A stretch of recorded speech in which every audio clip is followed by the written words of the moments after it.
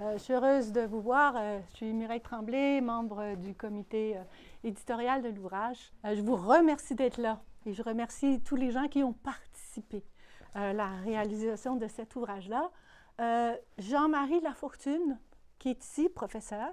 On salue aussi des étudiants qui sont dans son groupe, qui sont venus nous rejoindre aujourd'hui, un cours sur les relations interculturelles.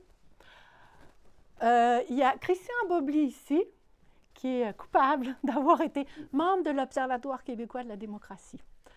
Donc, on a fait un événement à l'Université du Québec en 2008-2009, dans la foulée du rapport Bouchard-Taylor. On a fait un événement pour se demander comment on pouvait vivre ensemble et quels seraient les enjeux d'un débat et d'une discussion.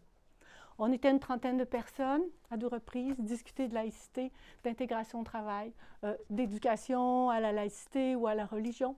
Donc, il y avait une série de thèmes avec des chercheurs qui ont participé au séminaire, dont on a discuté, avec un fil conducteur, c'est comment faire pour être nous. Arrêter d'être nous et vous, mais qu'on puisse construire quelque chose qui est de l'ordre de la collectivité. Donc, on fait une demande suite à ça, on dit on va faire la recherche là-dessus, sur l'exercice des droits. Et on a fait une demande au CRSH qu'on a obtenue pour à peu près 200 000 $. Et dans le cadre de cette recherche-là, on a eu 5 équipes de recherche qui ont repris des thèmes retenus par la commission Bouchard-Taylor à l'époque, qui étaient les questions de la laïcité, de l'accès au travail, et le troisième, c'est l'accès à la santé. Donc, il y avait des thèmes sur lesquels on a travaillé, sur lesquels les équipes de recherche ont travaillé. On a fait, suite à ça, chaque équipe avait sa propre méthode de recherche parce qu'on était en recherche-action. Donc, dans certains cas, ils ont expédié 200 questionnaires. Dans d'autres cas, sur la question de la santé, avec Catherine Montgomery, ils ont fait un colloque avec une centaine de personnes. Parfois, ils ont fait une série d'interventions individuelles, donc méthodologie de recherche diversifiée. Mais on a invité tous les participants à la recherche à participer à un sommet sur l'harmonisation des relations interculturelles et l'exercice des droits. Donc, on générait un dialogue citoyen. Et dans le cadre du sommet, on a ajouté quelques thèmes qui sont la question des droits politiques et la question de l'accès aux droits culturels. Donc, c'est un panorama qu'on a dressé sur la situation des personnes et les stratégies et les obstacles à l'exercice des droits universels. Donc, c'est l'histoire de l'ouvrage. Je remercie donc toutes les personnes qui ont participé, que je vais vous présenter maintenant. Alors, Bob White, qui, lui, a fait, parle-nous du Labri, qui a fait une recherche, ils ont une demande de subvention en même temps que nous, du CRSH. On a combiné les sources. Oui.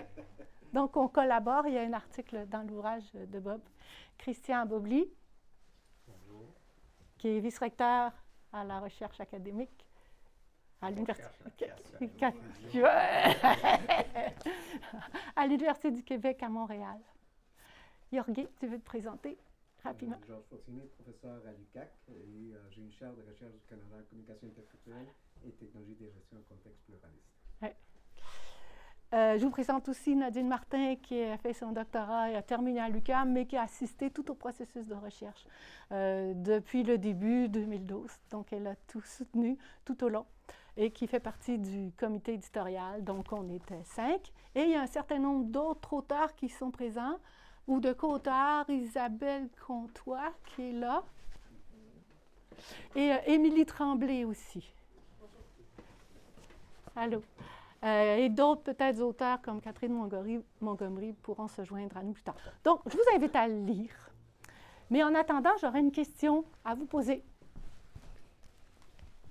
Ce que je vous propose, c'est qu'on réponde spontanément à la question, en commençant par le comité éditorial, et après, on ouvre la discussion, vous levez la main et vous prenez la parole, comme vous le souhaitez. La question étant, quelles seraient les stratégies et les enjeux d'un dialogue citoyen pour l'harmonisation des relations interculturelles au Québec? Voilà.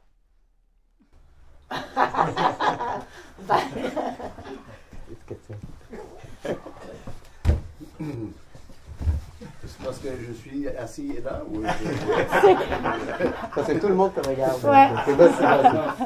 No pressure. C'est plébiscité par la foule. On peut aborder cette question de tellement d'angles.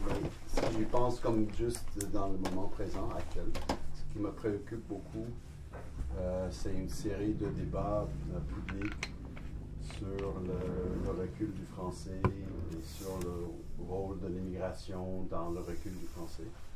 Moi, en tant qu'anglophone et en tant que francophile, et en tant qu'immigrant, ou anciennement immigrant, ça me touche personnellement. J'ai toujours trouvé que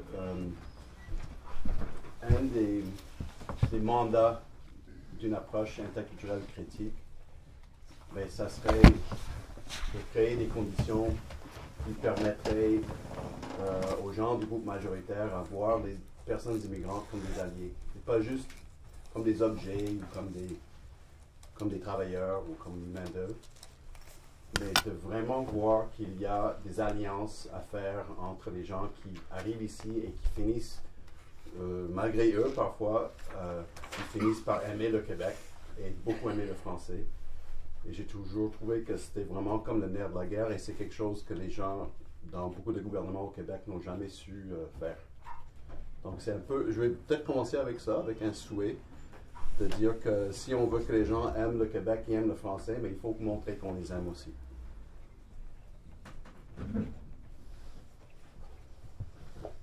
Ah, vas-y. Ben, en droite ligne avec ce que Bob a dit, je pense que pour l'harmonisation des relations interculturelles, ça commence par les conditions qui permettent l'harmonisation de ces relations interculturelles. Il y a un certain nombre de conditions, Mireille l'a mentionné tantôt, c'est la prise de conscience déjà, d'essayer d'effacer la dichotomie entre nous et eux. Et effacer cette dichotomie se fait à différents niveaux. D'abord au niveau individuel, comme individu, qu'on soit à la fois dans une logique du nous collectif, comme individu, dans le mouvement au quotidien qu'on fait de se rapprocher de l'autre. Ça peut être une des conditions qui permettent la stratégie d'harmonisation. Donc, c'est ce niveau individuel.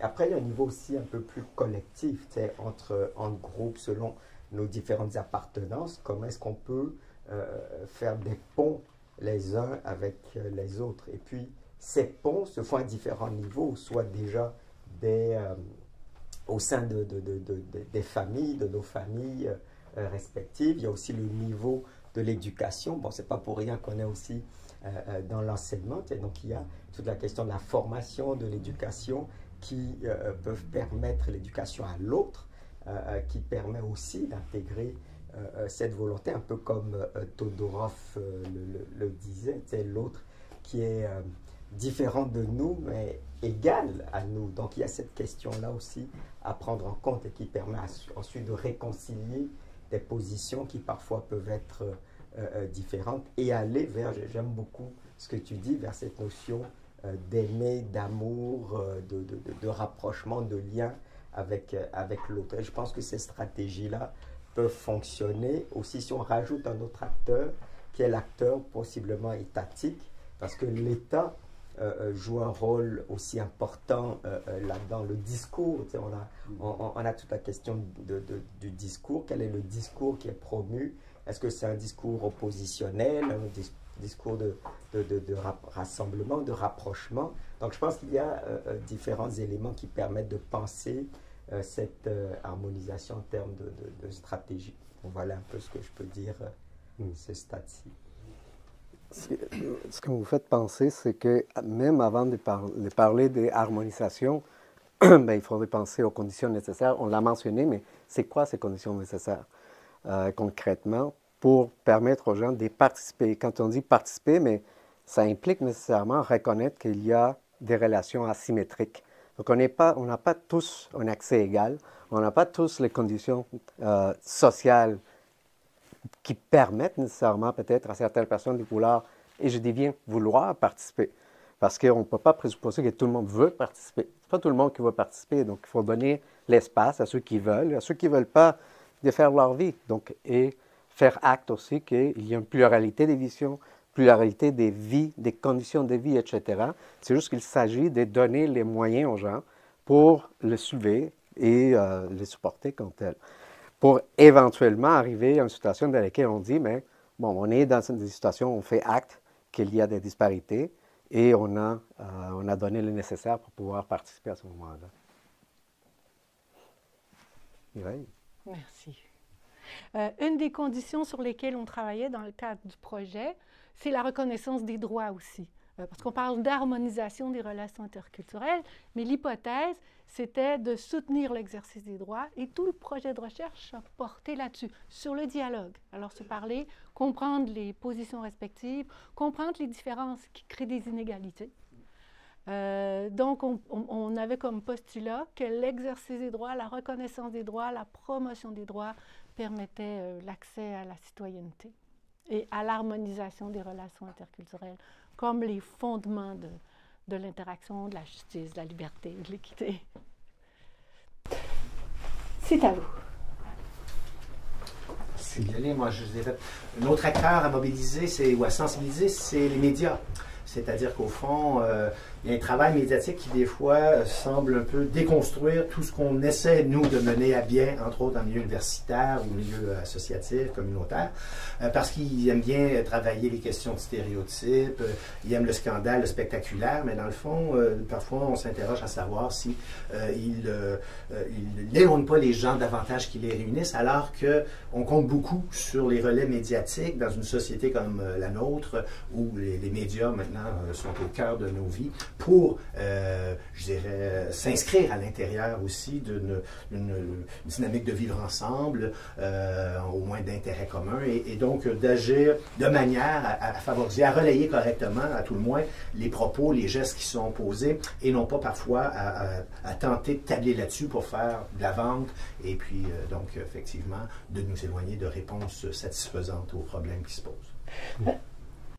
Est-ce que je peux te demander qu'est-ce que les médias devraient transmettre comme message? Qu'est-ce qu'on devrait leur dire? Les médias d'information, évidemment, c'est une chose. Après ça, il y a les médias en général. On avait une collègue, Lise Renaud, bien sûr, Christian, Mireille, vous la connaissez bien, qui travaillait avec les gens des scripts, au fond, d'émissions de télé et qui les sensibilisait d'entrée de jeu à des problématiques. Et donc, intégré dans des scripts d'émissions hebdomadaires, il y avait aussi intégration de préoccupations.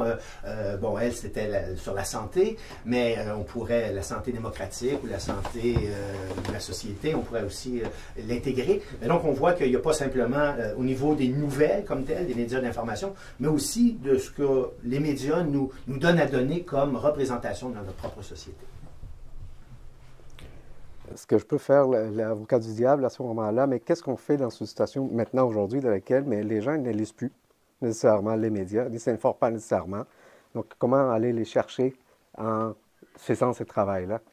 Il faut garantir une diversité de sources et d'opinions qui peuvent atteindre les médias à ce moment-là, pour au moins que cette diversité qui compose la société soit reflétée à l'intérieur des débats médiatiques, où qu'ils soient, dans les réseaux sociaux ou ailleurs. Même s'il n'y a pas nécessairement fusion des identités, il y aura au moins un lieu de dialogue que ça permettra. Qu'est-ce que vous voulez dire par fusion des identités? Fusion, c'est-à-dire au fond, quand on dit un nous, on comprend que c'est un nous un peu symbolique. Il y a pas, on ne se perdra pas de vue tout le monde à l'intérieur d'un nous collectif, mais pour moi, c'est la capacité de continuer d'élaborer, de mettre en place des projets communs. Donc, au fond, de surmonter les défis que collectivement s'adressent à nous. Et donc, c'est un nous politique, au fond. Hein. Ce n'est pas une identité complètement fondue à l'intérieur de ça. L'identité culturelle va rester, les gens vont rester les mêmes, mais peuvent malgré tout contribuer, collaborer à faire advenir des réponses plus satisfaisantes à toutes sortes de défis de l'immigration, défis de la langue, défis peut-être de l'information aujourd'hui, défis de l'isolement des gens, de leur incapacité parfois à bien trancher. On parle dans une éducation critique aux médias pour bien vérifier les sources dont ils s'abreuvent, etc. Pour pas amplifier des problèmes qui existent, mais qui peuvent être donc relayés avec malheur, on pourrait dire, dès lors qu'ils ne sont pas remis en question. Et là, on peut ajouter à ce moment-là l'acteur, bien sûr, universitaire, développement d'esprit critique et tout ce qui nous permet d'exercer notre citoyenneté de façon plus éclairée. Il y a comme plusieurs dimensions aux médias.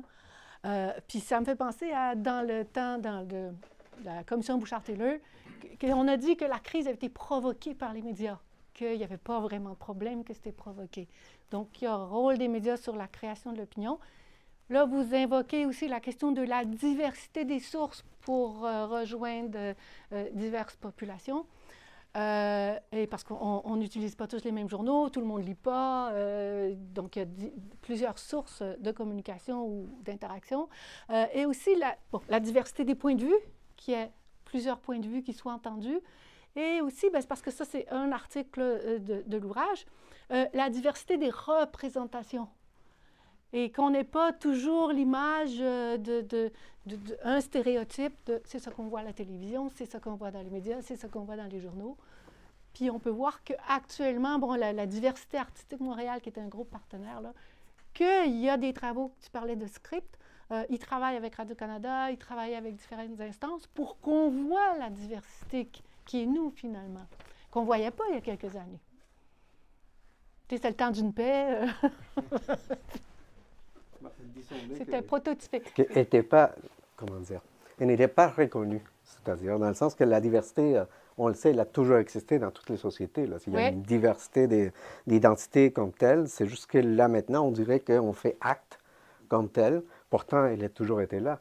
Maintenant, c'est peut-être rejoindre un peu ce que vous avez dit. Un des éléments, c'est créer ces sentiments d'appartenance comme tel. C'est cette volonté de vouloir peut-être participer, se sentir qu'on est membre de cette société qui, en ce moment, mais si je rejoins une des premières choses que tu as dit tantôt, mais n'est pas vraiment disons-le qu'on est en train de le détruire, sincèrement, avec les discours des séparations entre un nous et un eux, comme tel, qui n'a pas lieu d'être, en fait, comme tel. Donc, ça devient, c'est des discours qui sont très cycliques. Ça revient, ça part, ça revient, mais finalement, sont toujours là.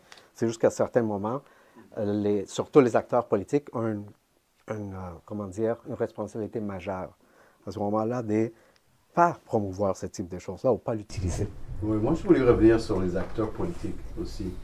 Une chose que j'aime beaucoup du projet que Mireille nous avait proposé au début, c'était qu'il y avait une sorte de tension entre deux façons d'imaginer le nous.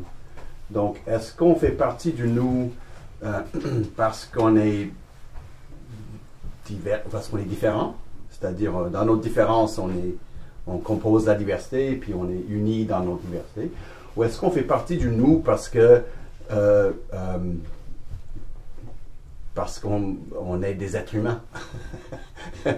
Donc, est-ce qu'on est dans le nous parce qu'on est pareil ou parce qu'on est différent? Cette tension-là, elle se trouve dans le livre et dans les premières rencontres qu'on avait entre nos deux équipes.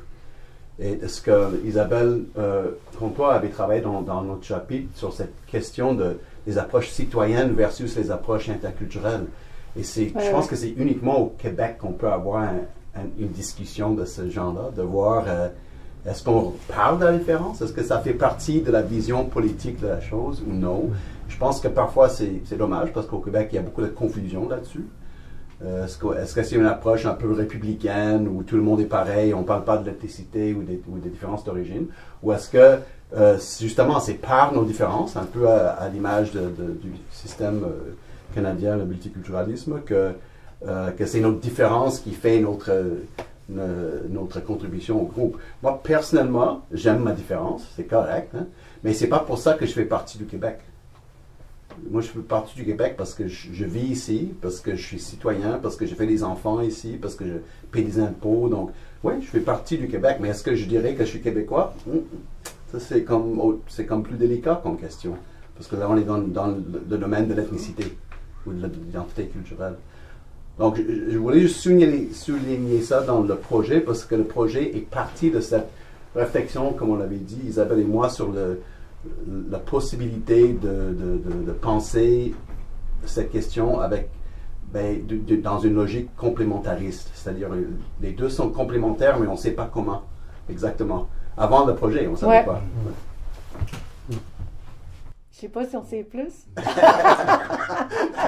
On a plus de questions, c'est clair. Ben, il ouvre la porte et dit ouais, peut-être. La fin de mon intervention. Ben, si je peux un peu faire du pouce là-dessus, dans le contexte aussi, il faut se rappeler comme tu l'as bien dit, qu'on était dans le contexte post-accommodement raisonnable. On était dans toute la question aussi de Bouchard-Taylor. Et depuis, il y a quand même une évolution aussi dans le discours, dans la manière dont on appréhende une évolution, en tout cas, changement. Ou un changement, ou une métamorphose, ou mutation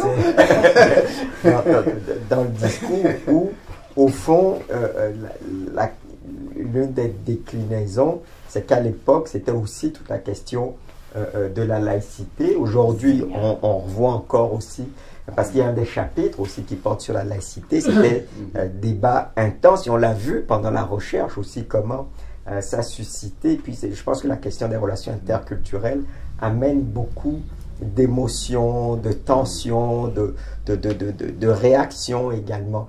Et la question, c'est de se dire, est-ce qu'aujourd'hui, ce type de réaction continue?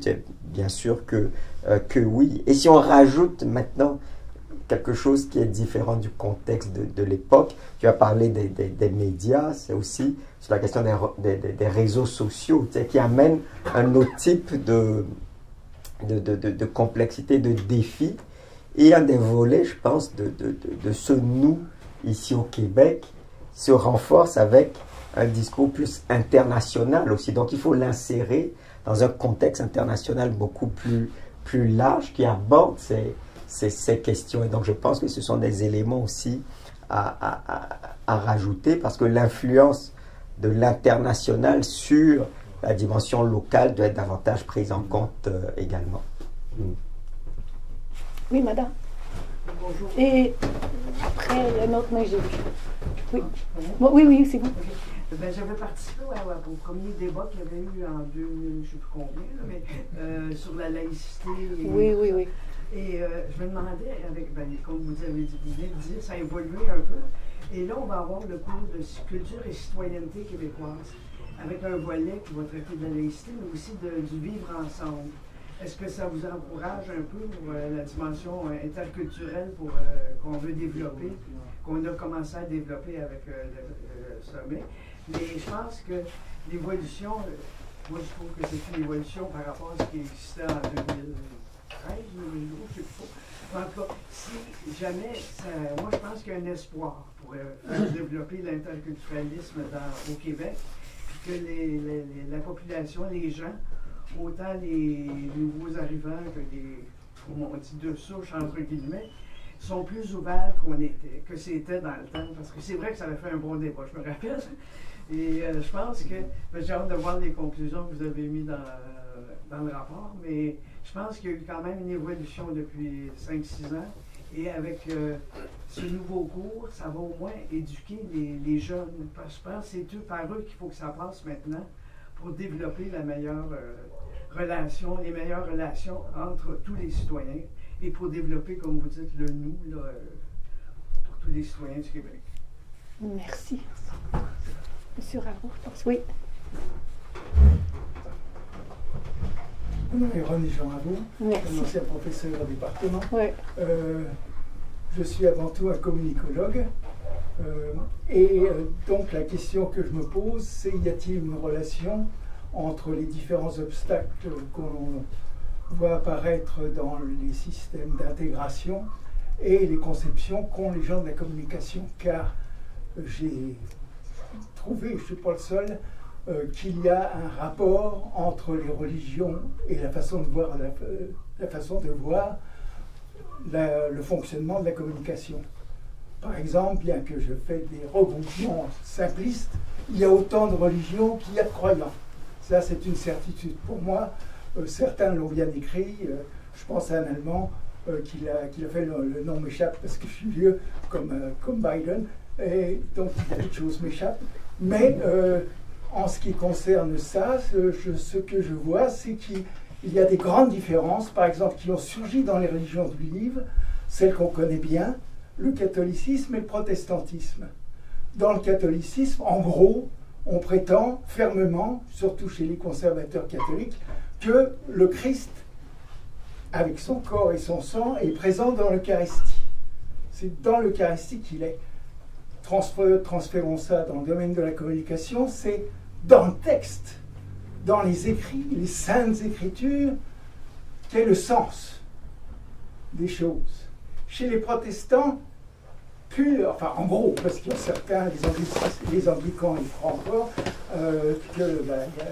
croient encore en l'Eucharistie, mais beaucoup de sectes protestantes prétendent que c'est une tare, que c'est un truc très vieux, du cannibalisme intégré d'une certaine façon dans la religion, et pour eux, le sens est exclusivement dans la tête du croyant. Ça change tout. Ça change absolument tout. On ne peut plus parler de message comme on fait ça tout le temps. Quand ils sont dans les médias, le message n'apparaît que si le récepteur daigne ouvrir son journal ou daigne ouvrir sa télévision et projette une signification. Donc c'est le fameux continuum entre l'intégrisme, le sens est dans le texte, et la construction par le récepteur dans l'interprétation. Ok, on a ça, c'est un continuum. On peut fixer très arbitrairement les religions dedans, comme le catholicisme est très centré, surtout les protestants s'attaquent au pape. Donc le papisme, c'est donc une religion très très centrée et qui croit fermement que le sens est dans le texte.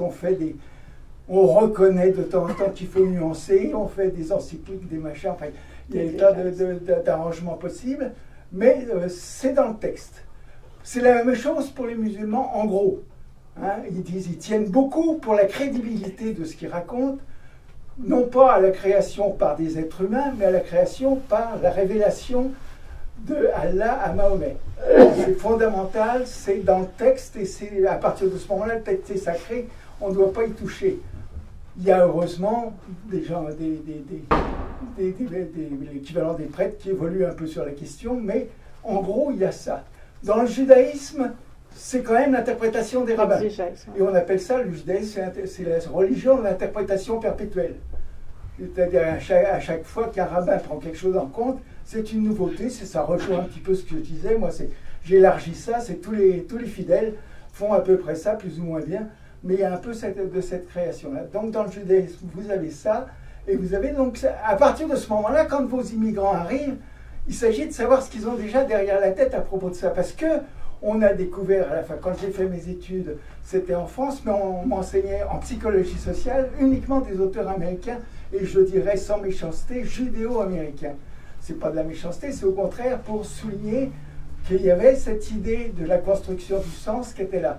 Et tous ces enseignants me disaient, nous disaient dans leurs cours, que la communication, c'est pas quelque chose qui vient de l'extérieur, donné par les médias, quels qu'ils soient, et qui est pris en compte par le récepteur en fonction de ce qui est écrit. Alors, d'où en Europe, très proche du catholicisme, on pense à Umberto Eco qui habite à côté du pape, c'est de la sémiologie, c'est le sens, c'est dans le texte d'une certaine façon. Les Européens, la sémiologie dans le texte, la linguistique, dans le sens dans la littérature, dans les écrits, etc.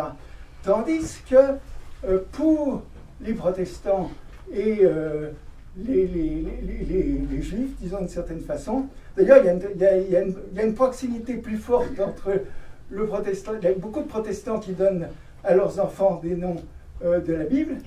La Bible est beaucoup plus présente dans les sociétés protestantes. Moi, quand je suis arrivé d'Europe et que j'ai voyagé aux États-Unis, il y avait une Bible dans tous les tiroirs des motels. Donc il y a un rapport très fort, et puis vous le voyez chez les conservateurs américains, les 10 commandements, etc., c'est quasiment la Constitution américaine.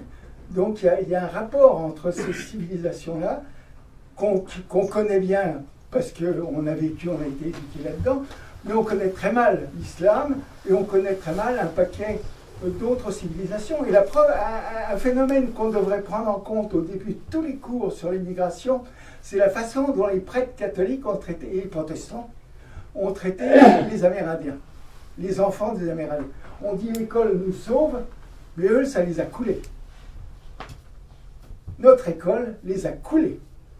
Et aujourd'hui, je vois, même sur Facebook, des gens qui prennent parti pour les Amérindiens en disant que dans le fond, la meilleure façon de les éduquer, c'est retourner à leurs valeurs qui étaient prémonitoires sur l'écologie, le respect de l'environnement, et les inclure, quand ils viennent dans une école, se servir d'eux, dans le bon sens du terme, pour leur demander qu'est-ce qu'ils pensent de beaucoup de questions qu'on se pose dans les écoles.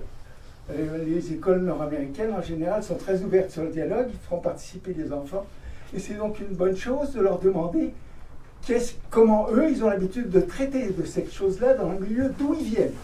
Parce qu'il n'y a aucun enfant qui arrive comme ça parachuté dans l'école. Il y a forcément d'un milieu. Et s'il y a une rupture entre le milieu et l'éducation, moi, quand j'étais petit en France, les professeurs étaient des dieux. Depuis qu'il y a une immigration avec des gens qui ne croient pas du tout en ce que racontent les professeurs, parce qu'il y a une continuité entre le catholicisme et l'enseignement républicain, qu'on forme, il y a une continuité sur ce niveau-là, et ça choque terriblement les enfants qui se sentent exclus et qui, comme les petits d'Amérindiens, doivent accepter la culture française. Ils rigolent toujours avec nos ancêtres les Gaulois. C'est une caricature de ce phénomène absurde qui consiste à vouloir éduquer les autres à nos valeurs sans faire participer aux valeurs des autres. Et ce que je conseillerais aujourd'hui, pour faire que je commence à prendre beaucoup de temps, ce que je conseillerais aujourd'hui, c'est de traduire, comme ça existe plus en anglais qu'en français, les ouvrages, enfin la façon dont les leaders musulmans, je ne sais pas comment les appeler exactement, mais enfin c'est pas un papisme, c'est très différent, dont les leaders musulmans interprètent la Bible d'une part et nous interprètent aussi. Parce que finalement, comment ça s'appelle, leur système d'éducation et de gouvernance adapté au Coran, c'est une sorte de constitution. Dans le fond, la plupart des religions, ce sont des constitutions. Si nous, on fait fi, par la fameuse laïcité, on fait fi du religieux, c'est-à-dire qu'on n'en fait pas scandale. Je pense que contrairement aux anglophones qui acceptent le voile et le turban, etc., nous autres francophones, français, on l'a vu récemment par le Premier ministre français qui est venu nous donner une leçon sur ce sujet-là, c'est une erreur que de s'attaquer à ça, parce que soit on a raison de le faire par rapport aux Iraniens qui forcent les femmes à le porter quand elles ne veulent pas, mais il y en a d'autres qui veulent. C'est leur choix. Et parfois, ils le veulent simplement pour nous emmerder. Pour emmerder ceux qui les empêchent de le porter. C'est uniquement pour ça. Et à mon avis, la solution, c'est de s'en foutre. On n'a rien à foutre. Vous voulez vous déguiser comme vous voulez, ça sera le Mardi Gras tous les jours. Et après... Non, mais dans un des ouvrages, on abordait sur la question de la laïcité le choc des civilisations. Il y avait une théorie, ça me fait penser à ça, il y a une théorie qui dit que ce qui nous sépare entre l'Occident et l'Orient, c'est un choc civilisationnel et que ce serait comme irréductible. Mais en même temps, il y a d'autres auteurs qui vont dire tu ne peux pas réduire nos dissensions à ça. C'est trop simple de dualiser. C'est comme vous l'avez souligné au début, autant de religions que de praticiens, que de croyants. Mais il y a quelque chose que vous nous amenez sur quelque chose d'intangible qui est de l'ordre de la façon de penser, la façon de communiquer, les valeurs fondatrices qui sont associées à une civilisation. La valeur de la communauté par rapport à la valeur de l'individu. La valeur du bien par rapport au bien commun partagé. J'aimerais ça, si vous pouviez nous résumer ce que vous suggérez. Vous dites il faut les prendre, puis vous faites le lien avec les Autochtones qu'on a voulu. Il y a beaucoup d'émissions actuellement sur la question des internats, qui est un drame. Mais comme on est dans le nous, hein? Alors on est différent, mais c'est irréconciliable, mais c'est pas si irréconciliable que ça, mais c'est civilisationnel. Vous dites faut partir avec les valeurs des gens, partir des gens. C'est ce qu'ils font maintenant dans certaines écoles pour les enfants autochtones. Vous suggérez quoi? D'abord, le plus gros obstacle, c'est le religieux absolutiste. Parce que dans plusieurs ouvrages, je l'ai vu, Par exemple, à propos de l'alcool, où finalement, enfin, j'ai vieilli, ceux qui me connaissent vont être surpris, mais je trouve que les musulmans ont raison de bannir l'alcool, puisqu'aujourd'hui, il est établi en Occident qu'aucune consommation d'alcool est bonne pour la santé. Moi, ma médecin me disait il n'y a pas si longtemps, bah, prends quand même un petit verre de rouge de temps en temps, c'est bon pour le cœur, mais c'est fini. Les médecins sont radicaux, enfin, c'est pas la science absolue, il n'y a aucune science absolue non plus, il ne faut pas paniquer trop, mais dans le relativisme des choses, on s'aperçoit donc que certaines valeurs de cette société, finalement, n'étaient pas si folles. Donc, on peut déjà, rien qu'en examinant, c'est pour ça que je souhaiterais qu'on traduise en français les commentaires des musulmans, parce qu'il ne faut pas, il y a des tas de commentaires de catholiques sur l'islam, ça on en a plein. Même des athées sur l'islam, on a des bouquins formidables là-dessus, mais ce sont nos points de vue sur eux. Ce qu'il faut, c'est aller chercher leur point de vue d'abord, parce qu'on s'apercevra que c'est pas si pire que ça. Et parfois même, ils ont raison. Donc la première chose, c'est s'ouvrir sur les civilisations des autres. J'avais fait ma thèse là-dessus, comme c'est pour les Américains, j'avais démontré que les Allemands et les Japonais avaient réussi à fourrer les Américains parce qu'eux connaissaient la civilisation américaine alors que les Américains connaissaient personne. Donc c'est bon pour le commerce, mais c'est bon aussi pour l'humanisme, pour vivre ensemble. Il faut se connaître. Et je pense que ça peut être fondé sur le développement de la curiosité. Au lieu d'avoir un culte du sport complètement aberrant, on devrait le mitiger un peu avec le culte de la connaissance, le culte de la réflexion, le culte de l'introspection, le culte... Si on développait la curiosité intellectuelle, ça serait déjà un pas formidable de fait. À savoir qu'on a l'humanité entière comme référence pour découvrir des choses. Donc, c'est chercher ça. Donc, déjà, l'ouverture d'esprit et l'ouverture des bibliothèques et de maisons de traduction sur l'autre. Ça, c'est la première chose. Ensuite, on ne peut pas forcer les gens, mais on peut les mettre dans les curriculums, mais on voit déjà ce qui se passe aux États-Unis, en Floride et ailleurs, où un État réactionnaire veut contrôler les curriculums. Ça a toujours été une bataille des curriculums, parce que l'éducation de la jeunesse, c'est Hitler, la jeunesse hitlérienne, c'est Mussolini, c'est Staline, c'est le pape. L'éducation, c'est pas tout. C'est qu'est-ce qu'on enseigne et comment on l'enseigne et à qui on l'enseigne.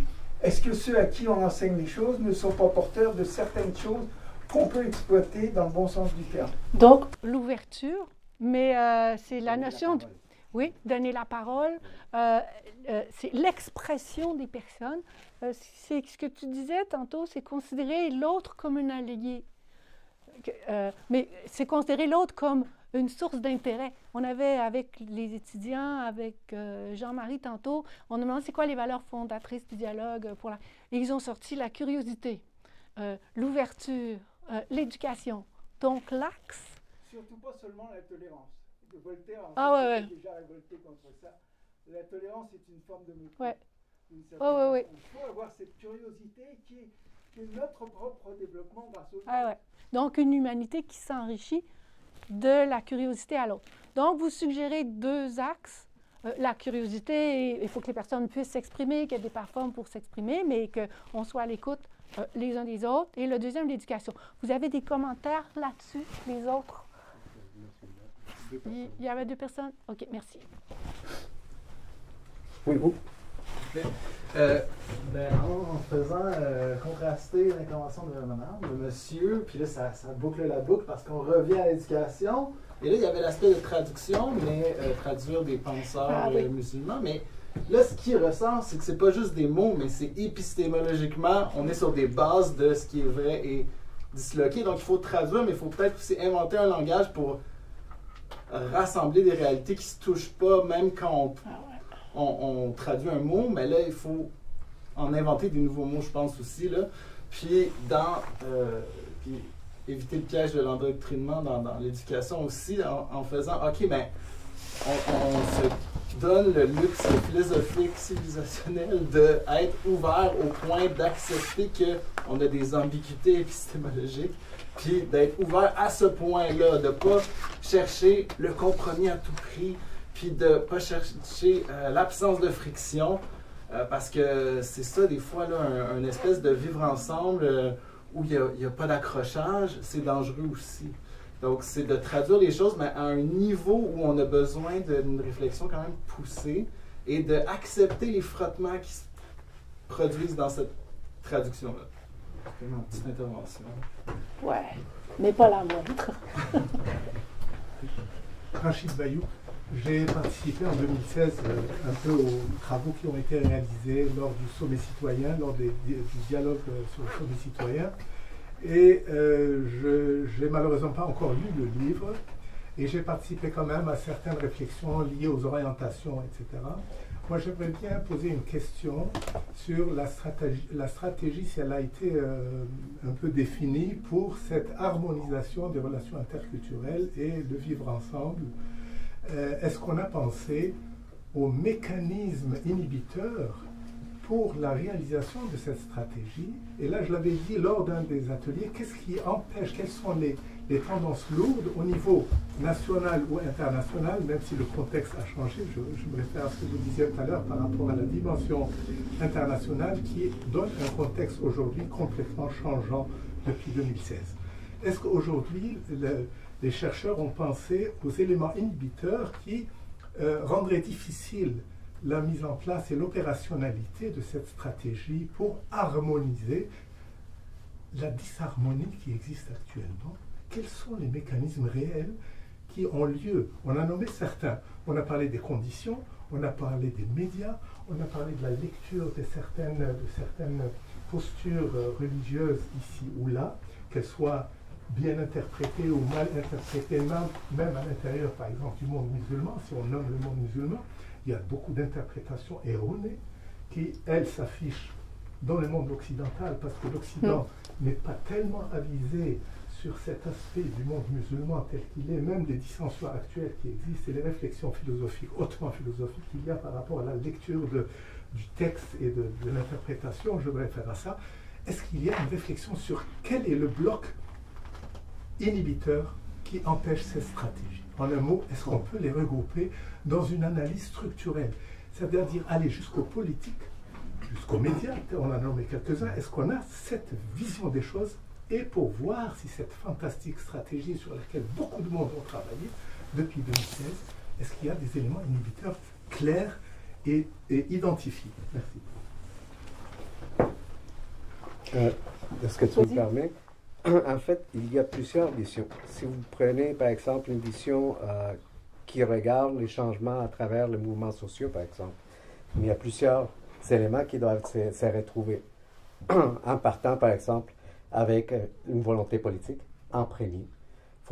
Et c'est une conjonction, ce que je vous mentionne. Volonté politique, la création des coalitions, le développement d'un discours populaire favorable,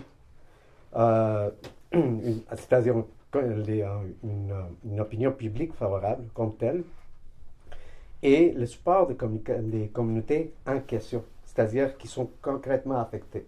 Si vous n'avez pas ça, et en plus, vous ne développez pas à l'intérieur de ce qu'on appelle, et on revient souvent avec les sentiments d'appartenance, dans un contexte qui est relativement favorable, dans lequel il y a une fenêtre d'opportunité, c'est des notions des changements sociaux comme tels, mais ça ne va pas changer. Donc, il faut y avoir une conjonction d'éléments, mais pour arriver à cette conjonction d'éléments, ça demande du travail. Ça a été fait. Il y a des exemples dans le passé, par exemple, à partir d'avant la Deuxième Guerre mondiale, pendant la Deuxième Guerre mondiale, comment des groupes juifs, la communauté japonaise, afro-africaine, ont développé les contextes, ont travaillé pour pouvoir amener des changements par la suite, après la Deuxième Guerre mondiale, comme telle. Mais il faut être capable de les saisir à ce moment-là. Ça, c'est une façon de le faire. Est-ce que je peux compléter aussi par rapport aux mécanismes inhibiteurs? C'est sûr qu'il y a également les structures qu'il faut voir. Quelles sont les structures qui sont en place? Par exemple, au moment du dialogue, du sommet, on avait aussi parlé des reconnaissances pour les immigrants, en termes de qualification. Ceux qui étaient soit médecins chez eux, qui reviennent, qui ne sont pas reconnus. Donc il y a plusieurs éléments qui font en sorte que l'attachement à la société, l'appartenance ou l'absence d'attachement, d'appartenance et de lien possible est relié aux structures, aux pesanteurs qui empêchent de se projeter comme étant membre de la communauté, membre de la société. Et donc je pense que donc on revient encore au rôle de l'État dont tu fais mention, le rôle de l'État et la manière dont il interprète l'autre. Et puis je reviens un peu sur ce que René Jean Ravoux a mentionné comme inhibiteur, c'est aussi la prétention peut-être de penser que l'immigrant est comme un réceptacle vide, de dire, bon, ben, c'est quelqu'un qui arrive sans histoire. Alfred Schutz l'avait déjà dit il y a pas mal de décennies, il est vide, c'est un réceptacle, et puis on lui amène de nouvelles informations, alors que ce n'est pas le cas. Donc ça aussi, ce sont des inhibiteurs à l'harmonisation des relations. Et donc je pense qu'une première étape, c'est de prendre conscience de ces inhibiteurs pour voir comment les contourner pour aller ou construire les ponts. Parce que c'est sûr que moi, par exemple, en communication interculturelle, dans mes recherches, je suis toujours parti du principe de revenir à l'étymologie de la communication, communion, mise en commun, partage. Donc, en prenant ce type de position, c'est sûr que c'est une position qui est moins de nature conflictuelle, moins de nature oppositionnelle, mais qui est dans le fait de se dire, mais comment est-ce qu'on crée des ponts pour nous permettre d'échanger sur une supposition d'égalité entre les partenaires du processus de communication. Mais une telle posture empêche de voir les enjeux d'harmonisation comme vous le faites, c'est-à-dire quels sont les défis, les inhibiteurs, les contraintes, les oppositions possibles. Et ça, effectivement, il faut aussi les aborder. Et puisque vous posez la question, on pourrait penser... Oui, puisque vous posez la question, on pourrait penser que vous avez une idée de quels seraient les principaux inhibiteurs? Sûrement, oui. À mon âge, je devrais pouvoir les identifier aussi. Sauf que je dirais que l'analyse structurelle, c'est-à-dire officialiser ou exprimer ces inhibiteurs de façon analytique, scientifique, tel que l'effort a été fait par rapport à la définition d'une stratégie d'harmonisation. Parce que moi, j'ai été envoyé ici, entre autres, pour représenter un groupe, une association culturelle, une association, je ne sais pas si je devrais les représenter parce qu'ils sont absents, ils sont à Québec, c'est Inclusio. Ils se préoccupent de l'aspect interculturel, mais par rapport à la psychosociologie. Donc, ils interviennent pour les traumatismes des communautés culturelles ici au Québec et au Canada. Ils commencent un peu à s'élargir. Ça s'appelle Inclusio, vous pouvez le trouver sur les sites. Et donc, ils m'ont dit, écoute, participe s'il te plaît pour un peu voir ce que c'est. Quand est-ce que vous avez travaillé là-dessus, etc. C'est naissant, hein, cette Inclusio est naissant. Donc, je reviens à ma préoccupation, entre autres, c'est de dire réellement quels sont les inhibiteurs de façon structurelle. Il faut les formuler, il faut les exprimer pour dire oui, on a une stratégie, il y a eu un dialogue, il y a eu des échanges très intéressants, je l'avoue, mais est-ce qu'on a identifié, exprimé ces inhibiteurs, ou bien ces tendances lourdes au niveau local ou régional, j'allais dire provincial ou fédéral ou international, je reviens aux tendances lourdes qui ont eu lieu depuis 2016, ce fractionnement de la société humaine qui intervient dans toutes les sociétés actuelles, que ce soit en Europe ou ici en Amérique du Nord, particulièrement dans les grandes villes. Il y a une sociologie des grandes villes qu'il faudrait considérer, une surdensification extraordinaire des villes, et ça c'est un trend, j'allais dire, actuel mondial. Qu'est-ce qu'on va faire avec cette surdensification actuelle dans le monde? Il y a beaucoup de chercheurs qui s'intéressent à cette question gravissime. Une surdensification telle qu'on la vit actuellement pose des problèmes non seulement dans les pays développés, mais aussi dans les pays en développement actuel. Et donc c'est une question très importante de cette interculturalité. Nous avons des mouvements humains extraordinaires actuels. Donc est-ce qu'on peut juste signifier, dire voilà la stratégie telle qu'on l'a traitée en 2016, mais aujourd'hui actualiser, dire voilà nos inhibiteurs qui existent. Quelles sont les tendances lourdes? Bien sûr, comme ça, à froid, je pourrais vous en énumérer un certain nombre de choses, au risque même d'être traité de complotiste, mais, mais il y a quelques tendances lourdes réellement identifiables actuellement, qu'il faudrait peut-être exprimer quelque part à un moment donné, suite à ce livre, c'est très intéressant, pour parler réellement, pour que les gens, si vous voulez, donnent un peu plus de crédibilité à cet effort extraordinaire que vous avez fait en tant que groupe de recherche sur l'harmonisation. Voilà. Merci. Est-ce qu'il y a d'autres questions ou commentaires?